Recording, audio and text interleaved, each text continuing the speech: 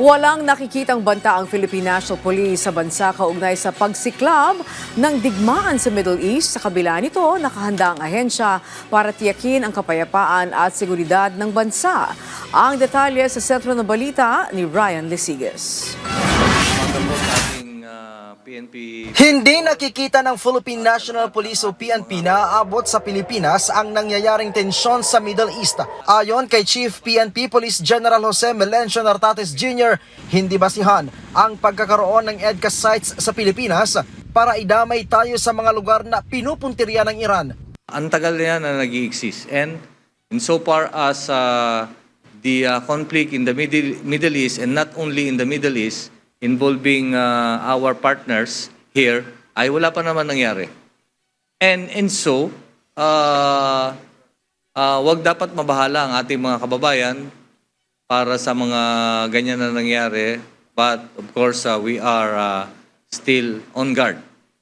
Sa kabila nito, nakatutok pa rin naman ang PNP sa sitwasyon sa gitnang silangan. Katunayan, naka-heightened alert na ang pambansang pulisya para maging handa sa anumang posibleng insidente. The threat in our country is nabibilang lang naman sa tatlo. Of course, one threat is because of criminal gangs and criminal groups.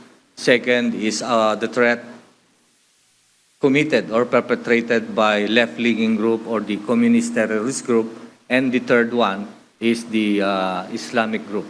Nandiyan ang DI Islamia, DI Maesh, and others. And so far, here in our jurisdiction, we are monitoring, of course, non-stop this group. Dinagdagan din ng PNP ang police visibility sa mga pangunahing urban centers, transport hubs at mahalagang pasilidad habang nagsasagawa ng random security inspection sa buong bansa. Katuwang ang mga lokal na pulis, kabilang din sa babantayan ng mga pulis ang embahada ng Estados Unidos at Israel.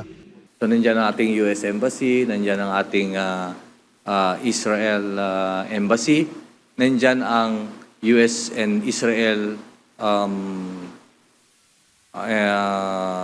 VIPs, the ambassador, etc., and yung establishment nila and the activities. So kailangan natin secure. Tuloy-tuloy naman yon. Not only them, but of course tayo na because we are allied to these two countries and the rest of the countries that are allied to them.